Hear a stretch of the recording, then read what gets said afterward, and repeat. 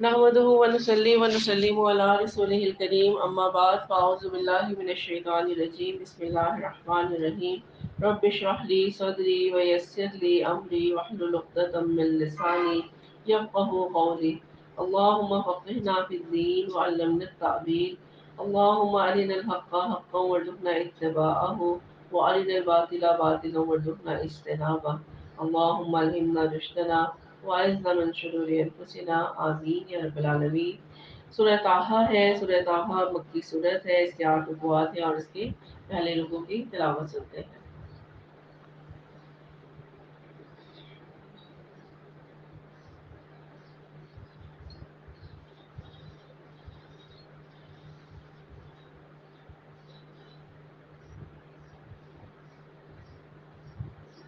بسم الله الرحمن الرحيم طه ما أنزلنا عليك القرآن لتشقى إلا تذكرة لمن يخشى تنزيلا ممن خلق الأرض والسماوات العلى الرحمن على العرش استوى له ما في السماوات وما في الأرض وما بينهما وما تحت الثرى وإن تجهر بالقول فإنه يعلم السر وأخفى الله لا إله إلا هو له الأسماء الحسنى وهل أتاك حديث موسى إذ رأى نارا فقال لأهلهم كثوا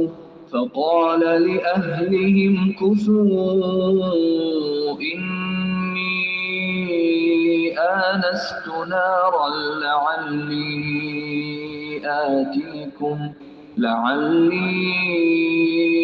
آتيكم منها بقبس أو أجد على النار هدى فلما أتاها نودي يا موسى إني أنا ربك فاخلع نعليك إنك بالوادي المقدس طوى وأنا اخترتك فاستمع لما يوحى إنني أنا الله لا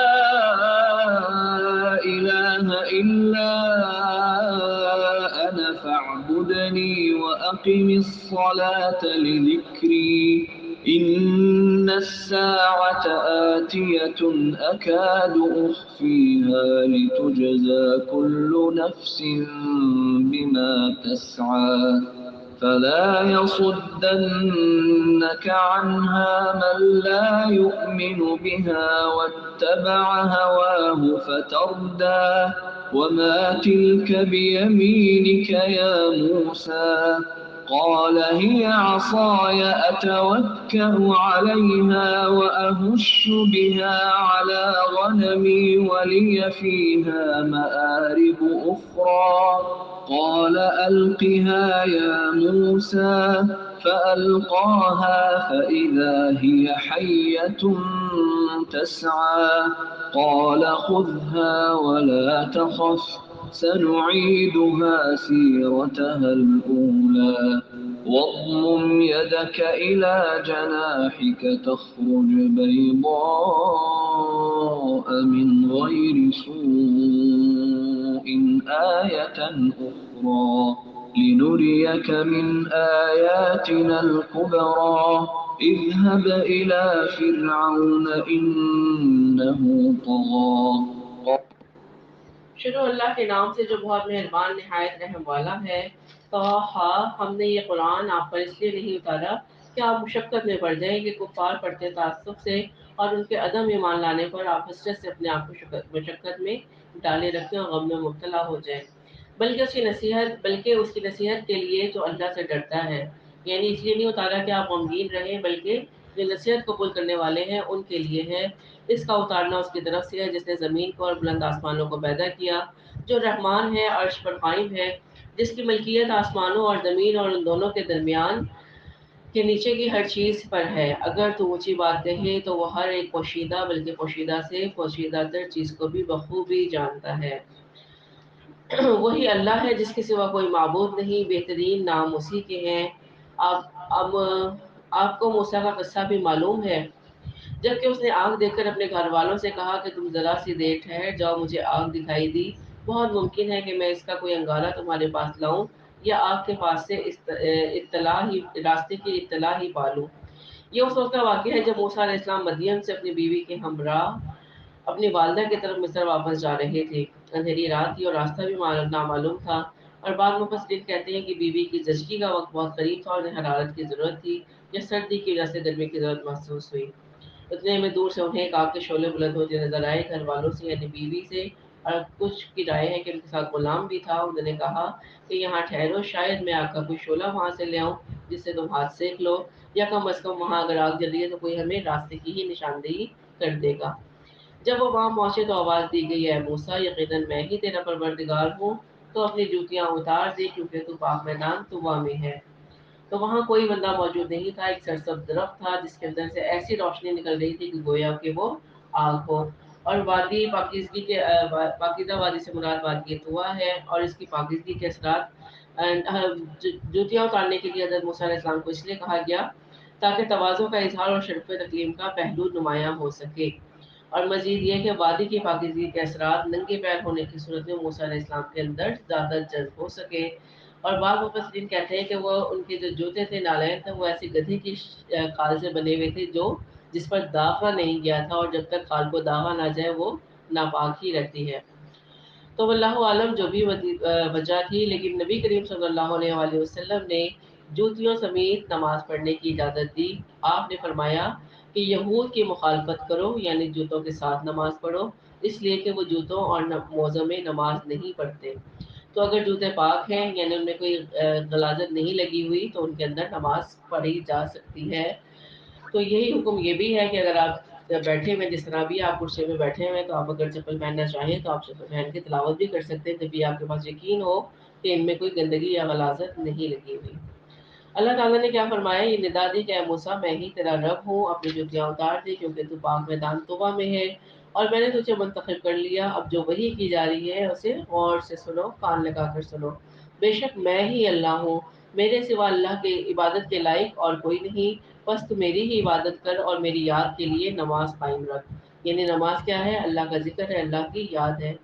قیامت یقیناً آنے والی ہے جس سے میں پوشیدہ رکھنا چاہتا ہوں تاکہ ہر شخص کو وہ بدلہ دیا جائے جو اس نے کوشش کی ہو۔ بس اب اس کے یقین سے تجھے کوئی ایسا شخص روک نہ دے جو اس پر ایمان نہ رکھتا ہو اور اپنی خواہش کے پیچھے پڑا ہو، ورنہ تو ہلاک ہو جائے گا۔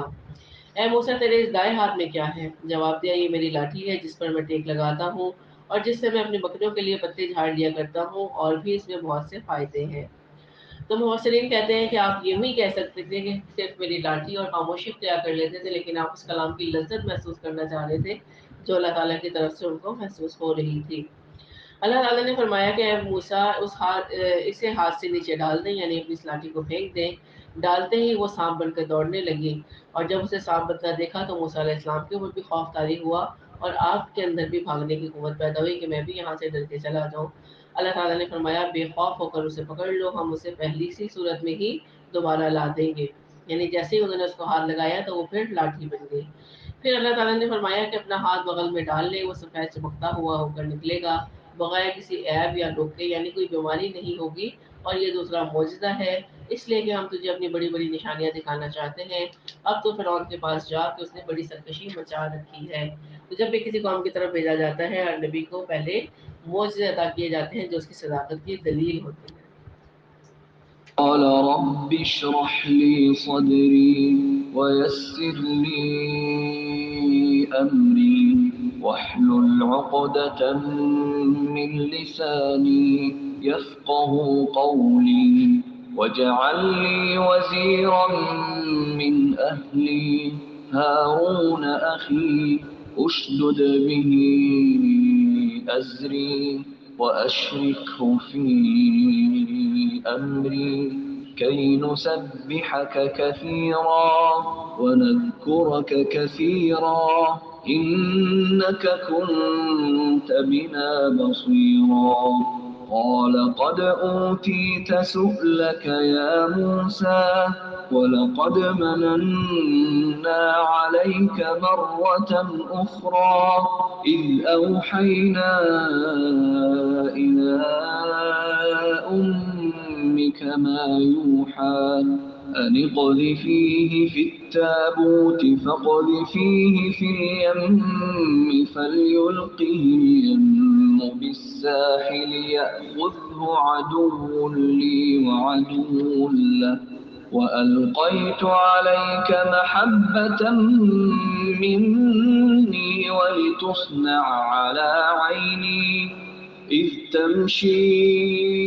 أختك فتقول هل أدلكم على من يكفله فرجعناك إلى أمك كي تقر عينها ولا تحزن وقتلت نفسا فنجيناك من الغم وفتناك فتونا فلبثت سنين في أهل مدين ثم جئت على قدري يا موسى واصطنعتك لنفسي اذهب أنت وأخوك بآياتي ولا تنيا في ذكري اذهبا إلى فرعون إنه طغى فقولا له قولا لينا لعله يتذكر أو يخشى قالا ربنا إننا نخاف أن يفرط علينا أو أن يطغى قال لا تخافا إنني معكما أسمع وأرى فأتياه فقولا إنا رسولا ربك فأرسل معنا بني إسرائيل ولا تعذبهم قد جئناك بآية من ربك والسلام على من اتبع الهدى إنا قد أوحي إلينا أن العذاب على من كذب وتولى قال فمن ربكما يا موسى قال ربنا الذي أعطى كل شيء خلقه ثم هدى قال فما بال القرون الأولى قال علمها عند ربي في كتاب لا يضل ربي ولا ينسى الذي جعل لكم الأرض مهدا وسلك لكم فيها سبلا وأنزل من السماء ماء فأخرجنا به أزواجا من نبات شتى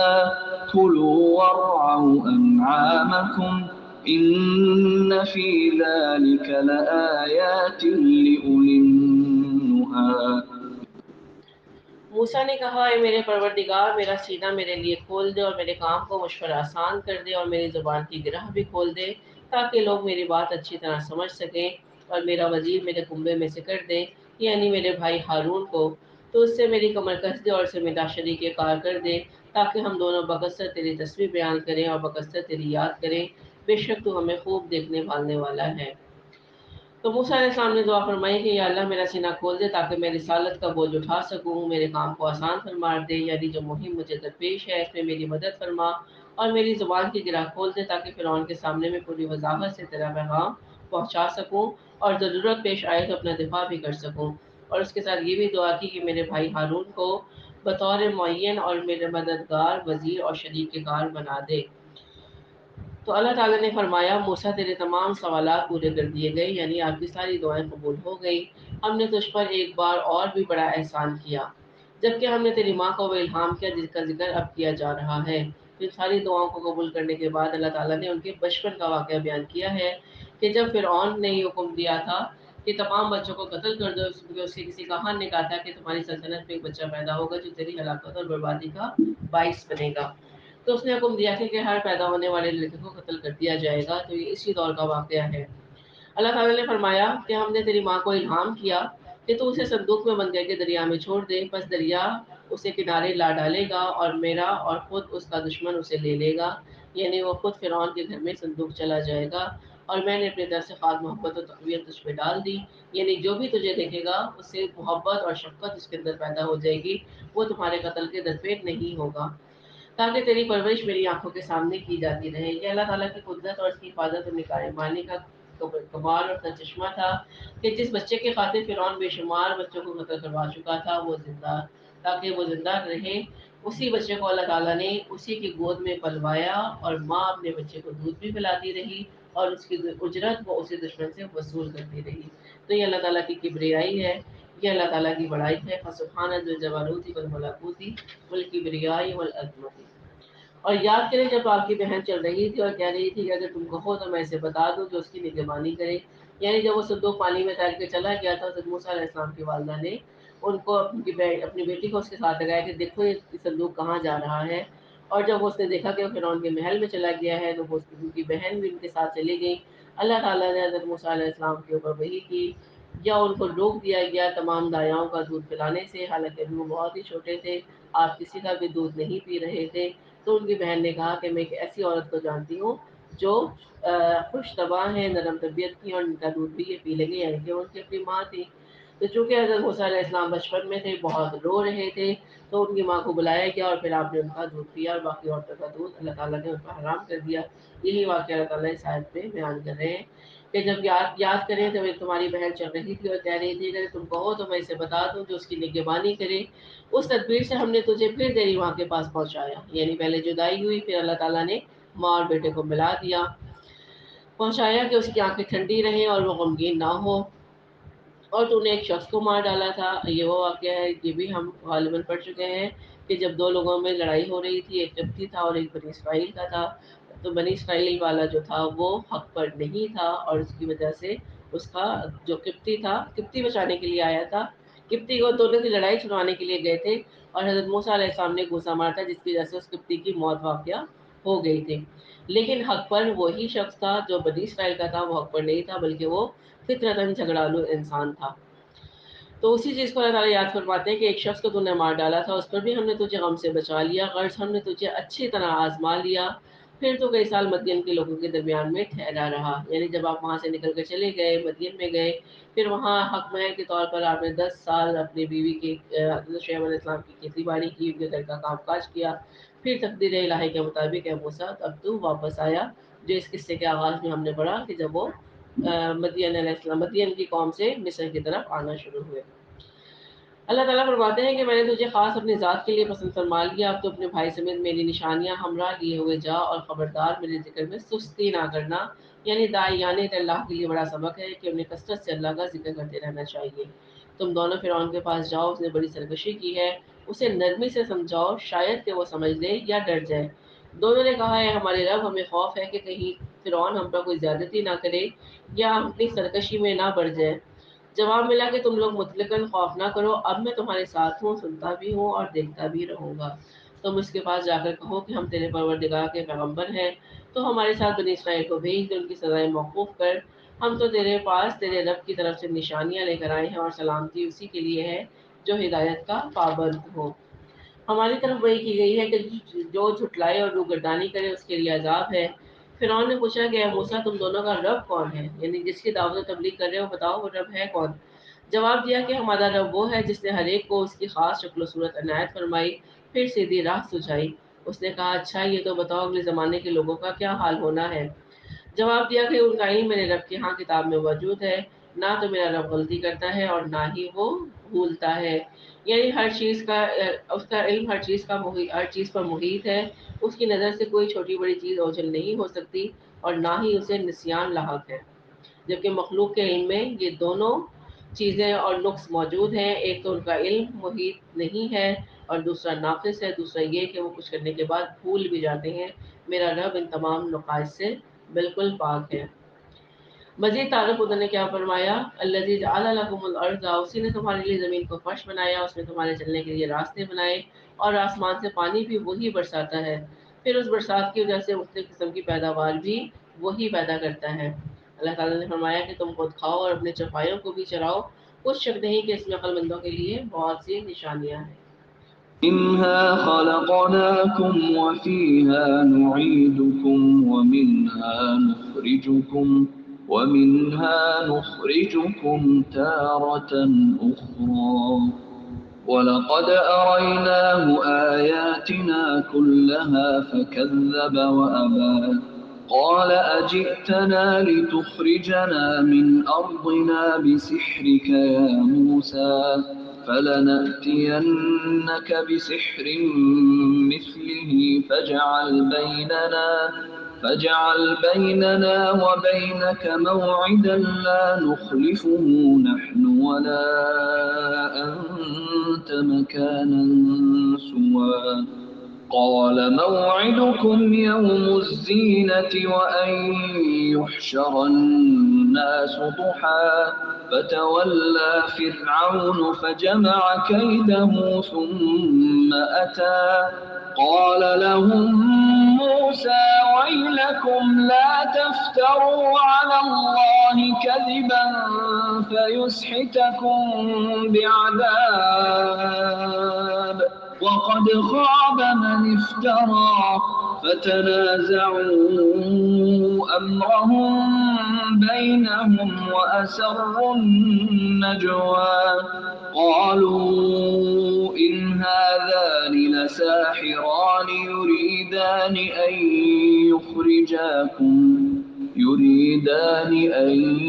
يخرجاكم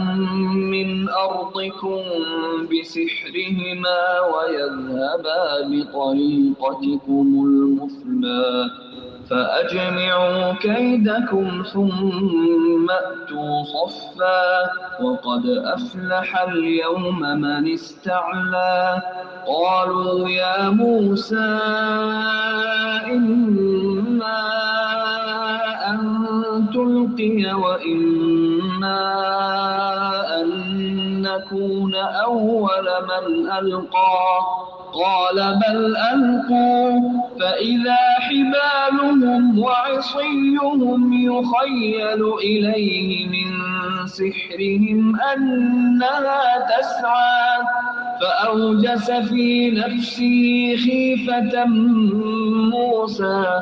قلنا لا تخف إنك أنت الأعلى وألق ما في يمينك تلقف ما صنعوا إنما صنعوا كيد ساحر ولا يفلح الساحر حيث أتى فألقي السحرة سجدا قالوا آمنا برب هارون وموسى قال آمنتم له قبل أن آذن لكم إنه لكبيركم الذي علمكم السحر فلأقطعن أيديكم وأرجلكم من خلاف ولأصلبنكم في جذوع النخل ولتعلمن أينا أشد عذابا وأبقى قالوا لن نؤثرك على ما جاءنا من البينات والذي فطرنا فاقض ما أنت قاض إنما تقضي هذه الحياة الدنيا إنا آمنا بربنا ليغفر لنا خطايانا وما أكرهتنا عليه من السحر والله خير وأبقى إنه من يأت ربه مجرما فإن له جهنم لا يموت فيها ولا يحيا ومن يأته مؤمنا قد عمل الصالحات فأولئك لهم الدرجات العلى جنات عدن تجري من تحتها الأنهار خالدين فيها وذلك جزاء من تزكى. उसी ज़मीन में से हमने तुम्हें पैदा किया और उसी में फिर वापस लौटाएंगे और इसी से फिर दोबारा तुम सबको निकाल खड़ा करेंगे। हमने उसे अपनी सब निशानियां दिखा दी, लेकिन फिर भी उसने झुटलाया और इनकार कर दिया। कहने लगा, है मूसा, क्या तू इसलिए आया है कि हमें अपने जादू के जोर से हमारे मुल्क से निकाल दे? अच्छा, हम भी तेरे मुकाबले में इसी जैसा जादू जरूर लाएंगे। बस तू हमारे और अपने दरमियान एक वादे का वक्त मुकर्रर कर ले, यानी एक मुकाबले का दिन तय कर लो कि हम ना उसके खिलाफ करें और ना ही तू। साफ मैदान में मुकाबला हो। मूसा ने जवाब दिया कि जीनत और जश्न का दिन, जो उस दौर में उनका ईद का दिन होता था, वो दिन मुकर्रर हुआ। उस दिन का वादा है और ये कि लोग दिन चढ़े ही जमा हो जाएंगे, यानी जो चाश का वक्त है उस वक्त आ जाएंगे। फिर और लौट गया और उसने अपने अपने हथकंडे जमा किए, फिर आ गया। मूसा ने उनसे कहा, तुम्हारी शामत आ चुकी है। ये मूसा अलैहिस्सलाम का कलाम है उस वक्त जब ये जादू का मुजाहरा होने लगा। मूसा अलैहिस्सलाम ने कहा कि तुम्हारी शामत आ चुकी है, अल्लाह पर झूठ और इफ्तरा ना बांधो कि वो तुम्हें अजाबों से मलिया मेल कर दे। याद रखो कि वो कभी कामयाब ना होगा जिसने झूठी बात गढ़ी। बस ये लोग आपस के मशवरों में मुख्तलिफ राय हो गए और चुपके चुपके मशवरा करने लगे। यानी मूसा अलैहिस्सलाम के बाद से उनमें कुछ बाहर में इख्तलाफ हुआ और बात चुपके कहने लगे कि ये वाकई अल्लाह का नबी ही ना हो, क्योंकि इसकी गुफ्तगू जादूगरों वाली नहीं है, पैगम्बराना लगती है। और बाद उसके बरक्स राय देने लगे। कहने लगे कि ये दोनों महज जादूगर हैं और उनका पुख्ता इरादा है कि अपने जादू के जोर से तुम्हें तुम्हारे मुल्क से निकाल बाहर करें और तुम्हारे बेहतरीन मजहब को बर्बाद कर दे। तो तुम भी अपना कोई दाव उठाना रखो, फिर सब बंदी करके आओ, जो गालिब आ गया वही बाजी ले गया। कहने लगे, "ऐ मूसा, या तो तू पहले डाल, या तो अपने जादू का मुजाहिरा आप करें, या फिर हम पहले डालने वाले बन जाएं।" मूसा अलैहिस्सलाम ने जवाब दिया कि नहीं, तुम ही पहले अपने जादू का मुजाहिरा कर लो, पहले तुम ही डालो। अब तो मूसा को यह ख्याल गुजरने लगा कि उनकी रस्सियां और लकड़ियां उनके जादू के जोर से दौड़ भाग रही हैं। जो हमने पढ़ा था, कितने लाख थे? तकरीबन 11 लाख जादूगर थे जिनके हाथ में लाठियां और रस्सियां थी। जब उन्होंने डाला तो वो उनको चलते फिरते सांप नजर आने लगे। मूसा अलैहिस्सलाम ने अपने दिल में डर महसूस किया। अल्लाह ताला कहते हैं, हमने फरमाया, कुछ खौफ ना कर, यकीनन तू ही गालिब और बरतर रहेगा। और तेरे हाथ में जो है उसे, तेरे दाएं हाथ में जो है उसे डाल दे, यानी अपना आसा। उनकी तमाम कारीगरी को वो निगल जाएगा। उन्होंने जो कुछ बनाया है ये सिर्फ जादूगरों के करतब है, और जादूगर कहीं से भी आए कामयाब नहीं होता। जब जादूगरों ने देखा कि जादू नहीं है, जब मूसा अलैहिस्सलाम का जो असर है वो सब कुछ निकल रहा है, तो तमाम जादूगर ये मंजर देखकर सजदे में गिर पड़े और पुकार उठे कि हम हारून और मूसा के रब पर ईमान लाए। फिरौन कहने लगा कि मेरी इजाजत से पहले ही तुम उस पर ईमान ले आए। यकीनन यही तुम्हारा वो बड़ा बुजुर्ग है जिसने तुम सबको जादू सिखाया है, यानी तुम सबका सरदार है। सुन लो, मैं तुम्हारे हाथ पांव उल्टे सीधे कटवा कर तुम सबको खजूर के तनों में सूले लटका दूंगा, और तुम्हें पूरी तरह मालूम हो जाएगा कि हम में से किसकी मार ज्यादा सख्त और देरपा है। उन्होंने जवाब दिया कि नामुमकिन है कि हम तुझे तरजीह दें उन दलीलों पर जो हमारे सामने आ चुकी, यानी अब ईमान उनके अंदर रासिख हो चुका, और उस अल्लाह पर जिसने हमें पैदा किया। अब तो तू जो कुछ करने वाला है कर गुजर। तू जो कुछ भी हुक्म चला सकता है वो इस दुनियावी जिंदगी में ही चला सकता है, यानी तेरे बस में जो कुछ है वो कर ले। हमें मालूम है कि तेरा बस सिर्फ इसी दुनिया में चल सकता है, जबकि हम जिस परवरदिगार पर ईमान लाए हैं उसकी हुक्मरानी दुनिया और आखिरत दोनों जगहों पर है। मरने के बाद हम तेरी हुक्मरानी और तेरे जुल्म से तुमसे तो बच जाएंगे, क्योंकि जिस्मों से रूह के निकल जाने के बाद तेरा इख्तियार खत्म हो जाएगा। लेकिन अगर हम अपने रब के नाफरमान रहे, تو ہمیں مرنے کے بعد بھی رب کے اختیار سے باہر نہیں نکل سکتے، وہ ہمیں سخت عذاب دینے پر قادر ہے۔ رب پر ایمان لانے کے بعد ایک مومن کی زندگی میں جو عظیم انقلاب آنا اور دنیا کی بے ثباتی اور آخرت کی دائمی زندگی پر جس طرح یقین ہونا چاہیے، پھر اس عقیدہ ایمان پر جو تکلیفیں آئیں اور انہیں جس حوصلے اور عزم اور استقامت سے برداشت کرنا چاہیے، جادوگروں نے اس کا بہترین نمونہ پیش کر دیا کہ تم جو کر سکتے ہو کر گزرو، لوٹ کے تو ہمیں اپنے رب کے پاس ہی جانا ہے۔ اور ہم اس امید سے اپنے پروردگار پر ایمان لائے ہیں کہ وہ ہماری خطاؤں کو معاف فرما دے گا۔ وہ خطا کیا تھی کہ وہ اس کے رسول کے مقابلے میں کھڑے ہوئے اور ان کی مخالفت کی، اور جادوگری کا گناہ جس پر تم نے ہمیں مجبور کیا، اللہ ہی بہتر ہے اور باقی رہنے والا ہے۔ یعنی انہوں نے اپنے سابقہ گناہ سے توبہ بھی کر لی اور اللہ تعالیٰ سے حسن ظن بھی رکھا۔ بات یہی ہے کہ جو بھی گناہ گار بن کر اللہ کے ہاں حاضر ہوگا اس کے لیے دوزخ ہے، جہاں نہ موت ہوگی اور نہ ہی زندگی، اور جو بھی اس کے پاس ایماندار ہو کر حاضر ہوگا اس نے اعمال بھی نیک کیے ہوں گے، اس کے لیے بلند و بالا درجات ہیں، ہمیشہ کی والی جنتیں ہیں جن کے نیچے نہریں بہتی ہیں، جہاں وہ ہمیشہ ہمیشہ رہیں گے۔ یہی انعام ہے ہر اس شخص کا جو پاک ہے، جس نے اپنے نفس کو پاک کر لیا۔ وَلَقَدْ أَوْحَيْنَا إِلَى مُوسَىٰ أَنْ أَسْرِ بِعِبَادِي فاضرب لهم طريقا في البحر يبسا لا تخاف دركا ولا تخشى فأتبعهم فرعون بجنوده فغشيهم من اليم ما غشيهم وأضل فرعون قومه وما هدى يا بني إسرائيل قد أنجيناكم من عدوكم وواعدناكم جانب الطور الأيمن ونزلنا عليكم المن والسلوى كلوا من طيبات ما رزقناكم ولا تطغوا فيه فيحل عليكم غضبي ومن يحلل عليه غضبي فقد هوى وإني لغفار لمن تاب وآمن وعمل صالحا ثم اهتدى وما أعجبك عن قومك يا موسى قال هم أولئك على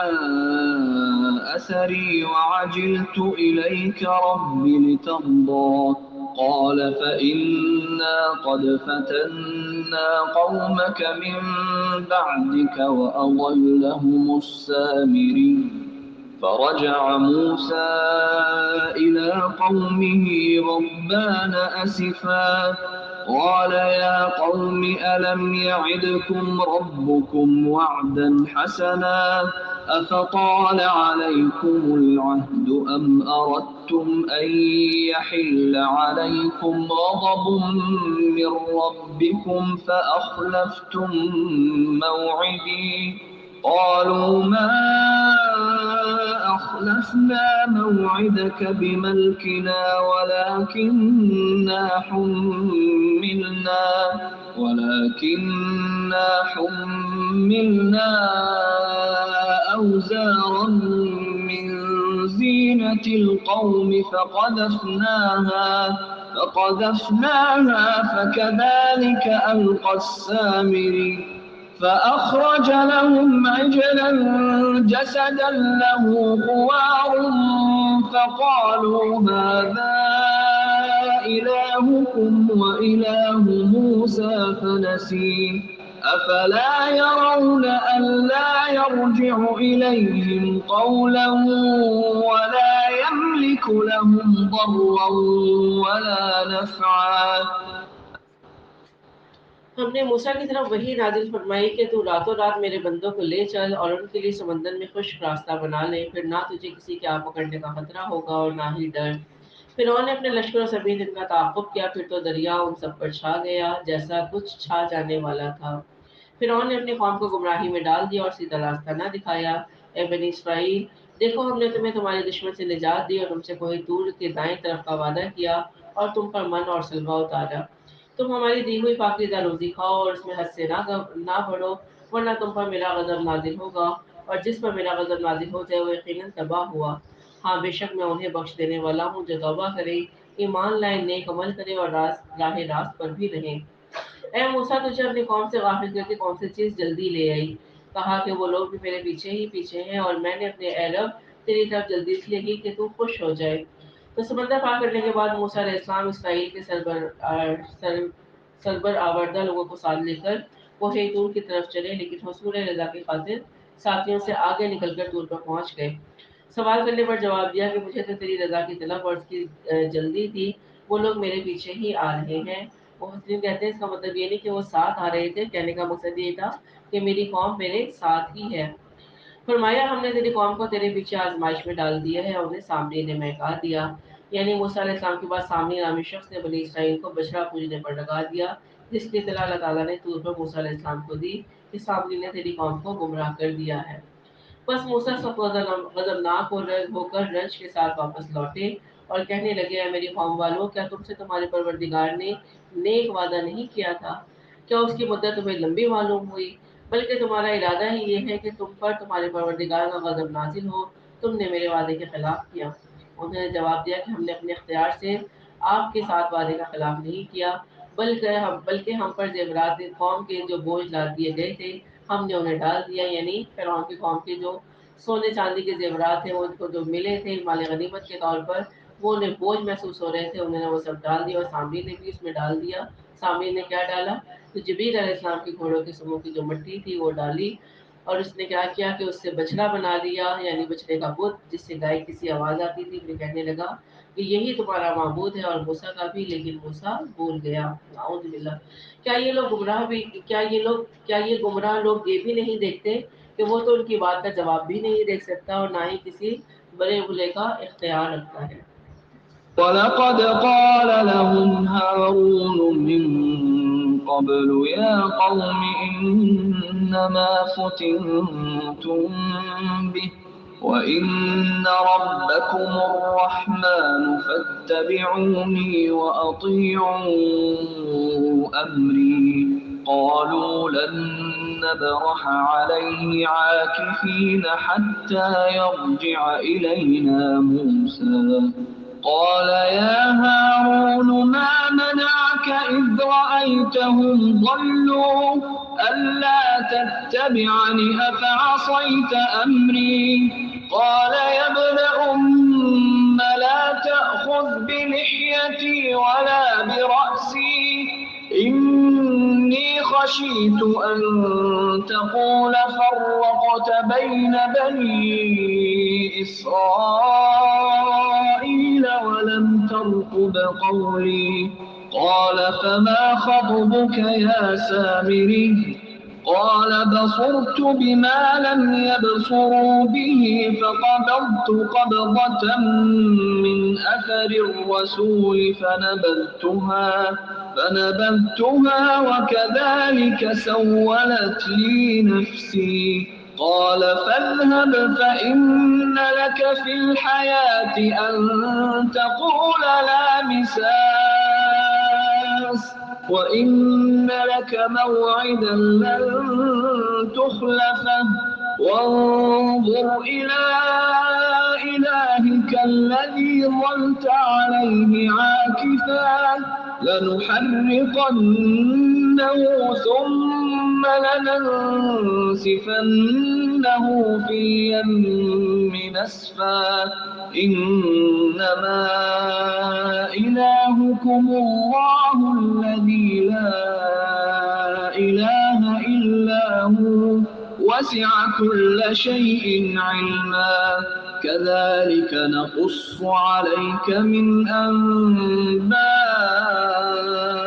ما قد سبق وقد آتيناك من لدنا ذكرا من أعرض عنه فإنه يحمل يوم القيامة وزرا خالدين فيه وساء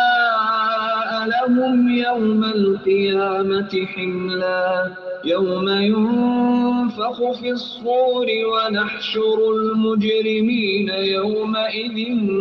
زرقا يتخافتون بينهم إن لبثتم إلا عشرا نحن أعلم بما يقولون إذ يقول أمثلهم طريقة إن لبثتم إلا يوما. اور ہارون نے اس سے پہلے ہی ان سے کہہ دیا تھا کہ میری قوم والوں، اس بچڑے سے تو صرف تمہاری آزمائش کی گئی ہے، تمہارا حقیقی پروردگار تو اللہ رحمان ہی ہے، بس تم سب میری تابعداری کرو اور میری بات مانتے چلے جاؤ۔ یہ حضرت ہارون علیہ السلام کا آواز ہے جو انہوں نے اپنی قوم سے کیا۔ انہوں نے جواب دیا کہ موسیٰ کی واپسی تک تو ہم اسی کی مجاور بنے بیٹھے رہیں گے، یعنی اسی بچڑے کے آگے بیٹھے رہیں گے۔ موسیٰ کہنے لگے، اے ہارون، انہیں گمراہ ہوتا ہوا دیکھتے ہوئے تجھے کس چیز نے روکا تھا کہ تو میرے پیچھے نہ آیا؟ کیا تو بھی میرے حکم کا نافرمان بن بیٹھا؟ یعنی میں تجھے خلیفہ بنا کے گیا تھا، کیا تو نے اپنی ذمہ داری صحیح طرح سے ادا نہیں کی؟ ہارون نے کہا، اے میری ماں جائے بھائی، میری داڑھی نہ پکڑ اور میرے سر کے بال نہ کھینچ، مجھے تو صرف یہ خیال دامنگیر ہوا کہ کہیں آپ یہ نہ فرمائیں کہ تو نے بنی اسرائیل میں تفرقہ ڈال دیا اور میری بات کا انتظار نہ کیا۔ یعنی ہارون علیہ السلام نے اپنی ذمہ داری پوری طرح نبھائی اور انہیں سمجھانے اور گائے کی پرستی سے روکنے میں مداحنت اور کوتاہی نہیں کی، لیکن معاملے کو اس حد تک نہیں جانے دیا کہ خانہ جنگی شروع ہو جائے، کیونکہ ہارون علیہ السلام کے قتل کا مطلب ہی ان کی حامیوں اور مخالفوں میں آپس میں خونی تصادم تھا اور بنی اسرائیل واضح طور پر دو فرقوں میں بٹ جاتے اور ایک دوسرے کے خون کے پیاسے ہو جاتے۔ موسیٰ علیہ السلام چونکہ خود وہاں موجود نہ تھے، اس لیے اس صورتحال کی نزاکت سے بے خبر تھے۔ اسی بنا پر ہارون علیہ السلام کو انہوں نے سخت الفاظ کہے، لیکن پھر وضاحت پر وہ اصل مجرم کی طرف متوجہ ہوئے، یعنی انہوں نے اپنے بھائی کی بات سنی سمجھی۔ اس کے بعد پھر سامری سے کہا، قال فما خطبک یا سامری، موسیٰ نے پوچھا، سامری تیرا کیا معاملہ ہے؟ اس نے جواب دیا کہ مجھے وہ چیز دکھائی تھی جو انہیں نہیں دکھائی، یعنی اس کے اوپر یہ چیز ثابت ہو گئی کہ یہ حضرت جبریل علیہ السلام ہے۔ آپ دیکھیں کہ اس بندے کا علم بھی تھا تو اس نے پہچان لیا نا جبریل علیہ السلام کو، اور اس کو پتا تھا کہ ان کی گھوڑوں کی ٹاپوں کے نیچے کی جو مٹی ہے اس کے اندر کوئی نہ کوئی خاصیت موجود ہے۔ تو اس نے کہا کہ میں نے تو فرستادہ الہی یعنی اللہ کی طرف سے بھیجے ہوئے کے نقش قدم سے ایک مٹھی بھر لی، اسے اس میں ڈال دیا، اسی طرح میرے دل نے یہ بات میرے لیے بھلی بنا دی، یعنی یہ اس کے نفس کا فطور تھا، یہ اس کے نفس کا شر تھا کہ اس کو یہ بات مزین کر دی کہ دکھائی گئی اور اس کو وہ بات بھلی لگی۔ موسیٰ علیہ السلام نے کہا، اس کو اس کی سزا بتائی، اچھا جا، دنیا کی زندگی میں تیری سزا یہی ہے کہ تو کہتا رہے کہ مجھے نہ چھونا، یعنی تو عمر بھر یہی کہتا رہے گا کہ مجھ سے دور رہو، مجھے نہ چھونا، اس لیے کہ جو بھی اس کو چھوتا تھا، چھونے والا بھی اور یہ سامری، دونوں شدید بخار میں مبتلا ہو جاتے، اس لیے جب بھی وہ کسی انسان کو دیکھتا تو فوراً چیخ اٹھتا لامساس،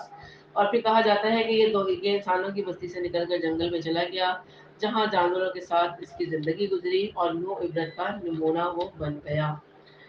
تو حضرت موسیٰ علیہ السلام نے کیا کہا کہ دنیا میں تیری سزا ہے اور ایک اور وعدہ ہے تیرے ساتھ جو تجھ سے ہرگز نہیں ٹلے گا، اور وہ کون سا ہے؟ قیامت میں آخرت کا واقعہ ہے۔ اور اب تو اپنے اس معبود کو بھی دیکھ لینا جس کا ارتکاب کیے ہوئے تھا کہ ہم اسے جلا کر دریا میں ریزہ ریزہ کر کے اڑا دیں گے، یعنی اس وقت اس بت کو جلا دیا گیا، اس سے معلوم ہوا کہ شرک کے آثار ختم کرنا بلکہ ان کا نام و نشان تک مٹا دینا چاہیے، چاہے اس کی نسبت کتنی ہی مقدس کیوں نہ ہو۔ آپ دیکھیں اس کی نسبت میں حضرت جبریل علیہ السلام کی گھوڑوں کی ٹاپوں کی مٹی بھی موجود تھی، اگر وہ چاہتے تو اس کی عقیدت میں اسے روک لیتے، لیکن انہوں نے شرک کا بالکل خاتمہ کیا اور اس کو جلا کر دریا میں ریزہ ریزہ کر کے اڑا دیا۔ اصل بات یہی ہے کہ تم سب کا معبود برحق صرف اللہ ہی ہے، اس کے سوا کوئی پرستش کے قابل نہیں، اس کا علم تمام چیزوں پر حاوی ہے۔ اسی طرح ہم آپ کے سامنے پہلے کے گزرے ہوئے حالات بیان فرما رہے ہیں اور یقیناً ہم آپ کو اپنے پاس سے نصیحت عطا فرما چکے، اس سے جو منہ پھیر لے گا۔ اب ان آیات سے خطاب نبی کریم صلی اللہ علیہ وسلم سے ہے کہ اس کلام سے جو منہ پھیر لے گا وہ یقیناً قیامت کے دن اپنا بھاری بوجھ لادے ہوئے ہوگا، یعنی گناہ عظیم، اور اس کا نامہ اعمال نیکیوں سے خالی ہوگا، برائیوں سے بھرا ہوگا، اور اس میں وہ ہمیشہ ہی رہے گا۔ ان کے لیے قیامت کے دن بڑا بوجھ ہے جس دن سور پھونکا جائے گا اور گناہ گاروں کو ہم اس دن دہشت کی وجہ سے نیلی آنکھوں کے ساتھ گھیر لائیں گے۔ وہ آپس میں چپکے چپکے کہہ رہے ہوں گے کہ ہم تو دنیا میں صرف 10 دن ہی رہے، وہ جو کچھ کہہ رہے ہیں اس کی حقیقت سے ہم باخبر ہیں، اور ان میں سے سب سے زیادہ اچھی راہ والا کہہ رہا ہوگا کہ تم تو صرف ایک ہی دن رہے ہو۔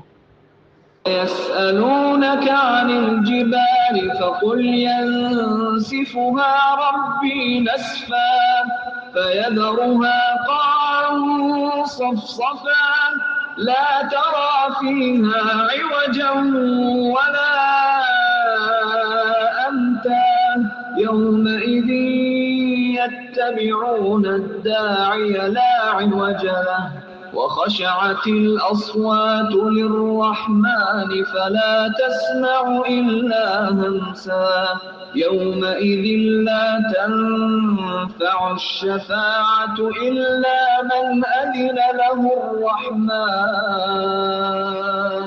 إلا من أذن له الرحمن ورضي له قولا يعلم ما بين أيديهم وما خلفهم ولا يحيطون به علما وعنت الوجوه للحي القيوم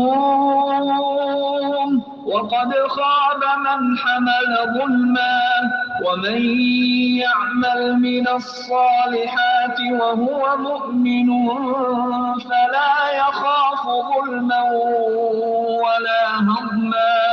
وكذلك أنزلناه قرآنا عربيا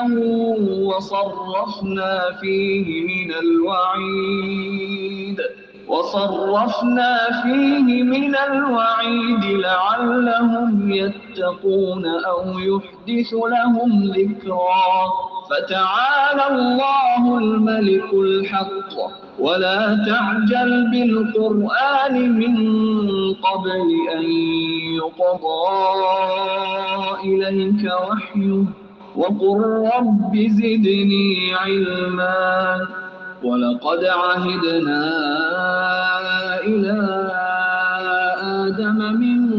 قبل فنسي ولم نجد له عزما وہ آپ سے پہاڑوں کے نسبت سوال کرتے ہیں تو آپ کہہ دیں کہ انہیں میرا رب ریزہ ریزہ کر کے اڑا دے گا اور زمین کو بالکل ہموار صاف میدان کر کے چھوڑے گا جس میں تو نہ کہیں موڑ توڑ دیکھے گا اور نہ ہی اونچ نیچ جس دن لوگ پکارنے والے کے پیچھے چلیں گے جس میں کوئی کجینہ ہوگی اور اللہ رحمان کے سامنے تمام آوازیں پست ہو جائیں گی سوائے خسر خسر کے کہ تجھے کچھ بھی سنائی نہیں دے گا یہ قیامت کا منظر بتایا جا رہا ہے کہ جس دن اونچے اونچے پہاڑ وادیاں فلکوں سے مارتے سب صاف ہو جائیں گے دریا اور سمندر خشک ہو جائیں گے اور زمین صاف شکل میدان ہو جائے گی اور پھر ایک آواز آئے گی جس کے پیچھے سارے لوگ چلیں گے یعنی جس طرف وہ دائی بلائے گا وہ اس طرف جانا شروع ہو جائیں گے مکمل سناٹا ہوگا سوائے قدموں کی آہٹ کے کچھ بھی سنائی نہیں دے گا اس دن سفارش کچھ کام نہ آئے گی مگر جسے رحمان حکم دے اور اس کی بات کو پسند فرمائے جو کچھ ان کے آگے پیچھے ہے اسے اللہ ہی جانتا ہے مخلوق کا علم اس پر حاوی نہیں ہو سکتا تمام چہرے اس زندہ اور قائم ذات کے سامنے کمال عاجزی سے جھکے ہوں گے یقیناً وہ برباد ہوا جس نے ظلم لاد لیا یعنی جس نے شرک کا بوجھ اپنے اوپر لاد رکھا ہوگا اس کے لیے شرک ظلم عظیم بھی ہے اور ناقابل معافی بھی اور جو نیک عمل کرے اور ایماندار بھی ہو تو نہ اسے بے انصافی کا کھٹکا ہوگا اور نہ ہی حق تلفی کا اسی طرح ہم نے آپ پر عربی قرآن نازل فرمایا ہے اور طرح طرح سے اس میں ڈر کا بیان سنایا ہے تاکہ لوگ پرہیزگار بن جائیں یا ان کے دل میں سوچ سمجھ تو پیدا کرے یا ان کے دل میں کوئی سوچ سمجھ آپ پیدا کریں بس اللہ علی شان والا سچا اور حقیقی بادشاہ ہے آپ قرآن پڑھنے میں جلدی نہ کریں اس سے پہلے کہ آپ کی طرف جو وحی کی جاتی ہے وہ پوری کی جائے ہاں یہ دعا کریں کہ پروردگار میرا علم بڑھا دے یعنی جب جبریل امین وحی لے کر آتے اور آپ سناتے تو نبی کریم صلی اللہ علیہ وسلم بھی جلدی جلدی ساتھ پڑھتے کہ کہیں کوئی حصہ بھول نہ جائے اللہ تعالیٰ نے اسے منع فرمایا اور تاکید کی کہ پہلے غور سے وحی کو سنیں اس کو یاد کریں اور دل میں بٹھانا یہ ہمارا کام ہے ہم نے آدم کو پہلے ہی تاکیدی حکم دے دیا تھا لیکن وہ بھول گیا اور ہم نے اس میں کوئی عزم نہیں پایا وَإِذْ قُلْنَا لِلْمَلَائِكَةِ اسْجُدُوا لِآدَمَ فَسَجَدُوا إِلَّا إِبْلِيسَ أَبَى فَقُلْنَا يَا آدَمُ إِنَّ هَذَا عَدُوٌّ لَكَ وَلِزَوْجِكَ فَلَا يُخْرِجَنَّكُمَا مِنَ الْجَنَّةِ فَتَشْقَى إِنَّ لَكَ أَلَّا تَجُوعَ فِيهَا وَلَا تَعْرَى وَأَنَّكَ لَا تَظْمَأُ فِيهَا وَلَا تَضْحَى فوسوس إليه الشيطان قال يا آدم هل أدلك على شجرة الخلد وملك لا يبلى فأكلا منها فبدت لهما سوآتهما وطفقا يخصفان عليهما من ورق الجنة وعصى آدم ربه فغوى ثم اجتباه ربه فتاب عليه وهدى قال اهبطا منها جميعا بعضكم لبعض عدو فإما يأتينكم مني هدى فمن اتبع هداي فلا يضل ولا يشقى ومن أعرض عن ذكري فإن له معيشة ضنكا ونحشره يوم القيامة أعمى قال رب لم حشرتني أعمى وقد كنت بصيرا قال كذلك أتتك آياتنا فنسيتها وكذلك اليوم تنسى وكذلك نجزي من أسرف ولم يؤمن بآيات ربه ولعذاب الآخرة أشد وأبقى أفلم يهد لهم كم أهلكنا قبلهم من القرون يمشون في مساكنهم إن في ذلك لآيات لأولي النهى ولو اور جب ہم نے فرشتوں سے کہا کہ آدم کو سجدہ کرو تو ابلیس کے سوا سب نے سجدہ کیا اور اس نے صاف انکار کر دیا تو ہم نے کہا اے آدم یہ تیرا اور تیری بیوی کا دشمن ہے خیال رکھنا ایسا نہ ہو کہ وہ تم دونوں کو جنت سے نکلوا دے کہ تم دونوں مصیبت میں پڑ جاؤ یہاں تجھے یہ آرام ہے کہ نہ تو بھوکا ہے اور نہ ہی ننگا اور نہ تو یہاں پیاسا ہوتا ہے اور نہ دھوپ سے تکلیف اٹھاتا ہے لیکن شیطان نے اسے وسوسہ ڈالا کہنے لگا اے آدم کیا میں تجھے دائمی زندگی کا درخت اور بادشاہت بتاؤں کہ جو کبھی پرانی نہ ہو چنانچہ ان دونوں نے اس درخت سے کچھ کھا لیا بس ان کے صدر کھل گئے اور بہشت کے پتے اپنے اوپر چپکانے لگے آدم نے اپنے رب کی نافرمانی کی اور بہک گیا اور اس کے رب نے نوازا اس کی طرف توجہ فرمائی اور اس کی رہنمائی کی فرمایا تم دونوں یہاں سے اتر جاؤ تم آپس میں ایک دوسرے کے دشمن ہو اب تمہارے پاس جب کبھی میری طرف سے ہدایت پہنچے جو میری ہدایت کی پیروی کرے نہ تو وہ بہکے گا اور نہ ہی تکلیف میں پڑے گا اور وہ ہدایت کیا ہے وہ یہ کتاب ہدایت ہے قرآن مجید کی صورت میں آج جو ہم سب کے ہاتھوں میں موجود ہے ہاں جو میری یاد سے روگردانی کرے گا اس کی زندگی میں تنگی رہے گی یہ بہت خطرناک ڈرانے والی آیت ہے وہ من اعرض عن ذکری جو میری ذکر سے میری یاد سے غافل رہے گا فإنہ لہ معیشۃ ضنکا تو اس کی زندگی میں تنگی رہے گی اور ہم اسے بروز قیامت اندھا کر کے اٹھائیں گے وہ کہے گا کہ الہی مجھے تو نے اندھا بنا کر کیوں اٹھایا حالانکہ میں تو دیکھتا بھالتا تھا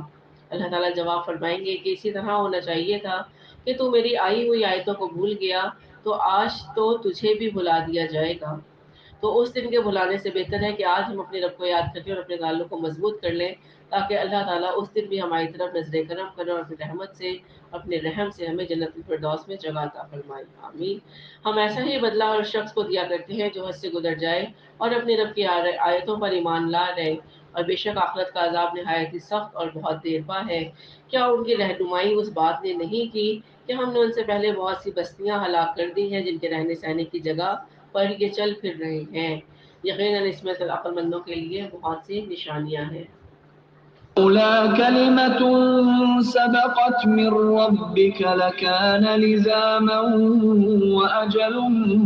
مسمى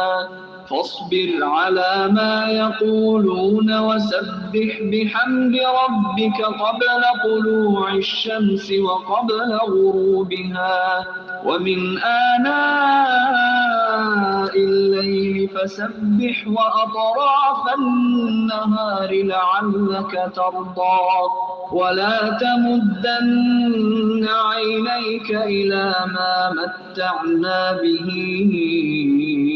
أزواجا منهم زهرة الحياة الدنيا زهرة الحياة الدنيا لنفتنهم فيه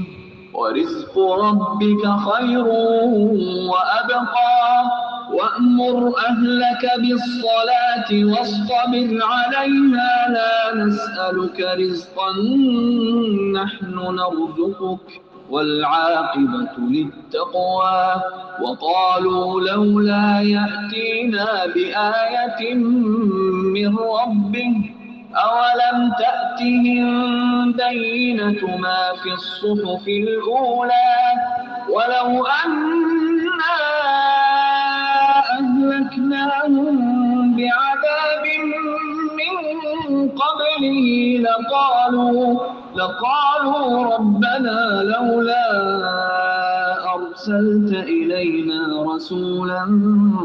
فنتبع آياتك من قبل أن نذل ونخزى قل كل متربص فتربصوا فستعلمون من أصحاب الصراط السوي ومن اهتدى. اگر آپ کے رب کی بات پہلے ہی سے مقرر شدہ اور وقت معین کردہ نہ ہوتی تو اسی وقت عذاب آ چمٹتا، بس ان کی باتوں پر صبر اور اپنے پروردگار کی تسبیح اور تعریف بیان کرتے رہے، سورج نکلنے سے پہلے اور اس کے ڈوبنے سے پہلے، رات کے مختلف وقتوں میں بھی اور دن کے حصوں میں بھی تسبیح کرتے رہے، بہت ممکن ہے کہ آپ راضی ہو جائیں، اور اپنی نگاہیں ہرگز ان چیزوں کی طرف نہ دوڑانا جو ہم نے ان میں سے مختلف لوگوں کو آرائش دنیا کے لیے دے رکھی ہے تاکہ انہیں اس میں سے آزما لیں، اور آپ کے رب کا دیا ہوا وعدہ ہی بہت بہتر اور باقی رہنے والا ہے، یعنی اس سے مراد آخرت کا اجر و ثواب ہے جو دنیا کے مال و اسباب سے کہیں زیادہ بہتر ہے اور اس کے مقابلے میں باقی رہنے والا بھی ہے۔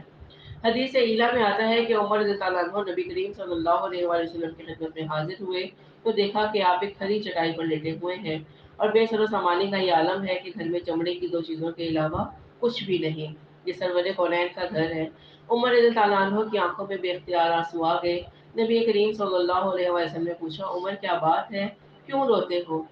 عرض کی، اے اللہ کے رسول صلی اللہ علیہ وآلہ وسلم، قیصر و کسریٰ کس طرح آرام و راحت کی زندگی گزار رہے ہیں اور آپ کا باوجود اس بات کے کہ آپ افضل الخلق ہیں یہ حال ہے۔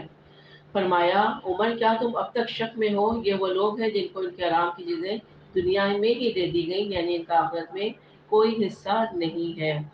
تو اللہ تعالیٰ نے فرمایا کہ آپ کی نظر اس طرف نہ جائے جن کو ہم نے آزمائش کے لیے آرائش دنیا دے چکی ہے، جبکہ آخرت بہت بہتر ہے اور باقی رہنے والی ہے، اور اپنے گھر والوں کو نماز کا حکم کرتے رہے اور خود بھی اس پر جمے رہے۔ ہم آپ سے روزی نہیں مانگتے بلکہ ہم خود آپ کو روزی دیتے ہیں، بالآخر بول بالا پرہیزگاری کا ہی ہونے والا ہے۔ انہوں نے کہا، یہ نبی ہمارے پاس اپنے پروردگار کی طرف سے کوئی نشانی کیوں نہیں لایا، یعنی جو ان کے حسب منشا حسب خواہش معجزہ تھا وہ کیوں نہیں لایا؟ کیا ان کے پاس اگلی کتابوں کی واضح دلیل نہیں پہنچی؟ یعنی پچھلی قوموں کے یہ حالات ان تک نہیں پہنچے کہ انہوں نے اپنے حسب خواہش معجزے کا مطالبہ کیا اور جب وہ معجزہ انہیں دکھا دیا گیا اور وہ ایمان نہیں لائے تو انہیں ہلاک کر دیا گیا؟ تو کیا ان کے پاس دلیل نہیں پہنچی کہ اپنی مرضی کا حسب منشا یہ مطالبہ کر رہے ہیں؟ اور اگر ہم اس سے پہلے ہی انہیں عذاب سے ہلاک کر دیں تو یقیناً وہ کہہ اٹھتے کہ ہمارے پروردگار تو نے ہمارے پاس اپنا رسول کیوں نہ بھیجا کہ ہم تیری آیتوں کی تابعداری کرتے۔ تو اللہ تعالیٰ نے کیا فرمایا کہ اگر ان کو معجزہ دکھا دیتے یا بغیر نبی بھیجے ہلاک کرتے تو پھر ان کا یہ سوال ہوتا کہ اگر تو کوئی رسول بھیجتا تو ہم اس کے فرما بردار ہوتے، لیکن اب جب رسول آ گیا تو اس کا انکار کر دیا اور اب ہیلے بہانے بنا رہے ہیں کہ ہمارے مرضی کے معجزات بھیجو ورنہ ہم ایمان لائیں گے، اور اگر ایمان لائیں گے ورنہ نہیں لائیں گے۔ تو اللہ تعالیٰ فرماتے ہیں کہ پھر وہ ہم سے یہ سوال کرتے کہ تو نے ہمارے پاس اپنا رسول کیوں نہ بھیجا کہ ہم تیری آیتوں کی تابعداری کرتے اس سے پہلے کہ ہم ذلیل و رسوا ہوتے۔ کہہ دیجئے کہ ہر ایک انجام کا منتظر ہے، بس تم بھی انتظار میں رہو، ابھی ابھی ختم جان لوگوں کہ راہ راست والے کون ہیں اور کون راہ یافتہ ہیں، یا کون لوگ ہیں جنہیں اللہ تعالیٰ نے ہدایت عطا کی۔ تو وہ کون لوگ ہیں جنہوں نے رسولوں کی دعوت پہ لبیک کہا، شرک کو چھوڑ کر خالص توحید کی دعوت کو اپنا لیا، خالص اللہ کی رضا کے مطابق زندگی گزاری، اسی کو معبود برحق جانا اور مانا، اور اپنی زندگی کے ہر عمل کو اس کی مرضی کے مطابق گزارا، تو دنیا میں بھی ان کے لیے آسانی ہے اور آخرت میں بھی ان کے لیے اجر و انعام ہے۔ اور جو اللہ کے ذکر سے غافل رہتے ہیں، اللہ کے ذکر سے غافل رہتے ہیں، اللہ تعالیٰ نے ان کے لیے معیشتاً ضنکا کہا ہے کہ ان کی دنیا میں ان کی زندگی تنگ ہو جائے گی، تو جو بھی اپنی زندگی میں تنگی محسوس کرتا ہے اسے چاہیے کہ اللہ کے ساتھ ذکر میں اس کے ذکر میں دل لگا لے اور کثرت سے اس کا ذکر کرے، تو اللہ تعالیٰ اس کے اوپر دنیا اور آخرت کو کشادہ کر دیں گے انشاءاللہ تعالیٰ۔ وآخر دعوانا الحمدللہ رب العالمین۔ سبحان ربک رب العزۃ عما یصفون وسلام علی المرسلین والحمد للہ رب العالمین۔ ربنا تقبل منا انک انت السمیع العلیم وتب علینا انک انت التواب الرحیم، آمین یا رب العالمین۔ السلام علیکم ورحمۃ اللہ وبرکاتہ۔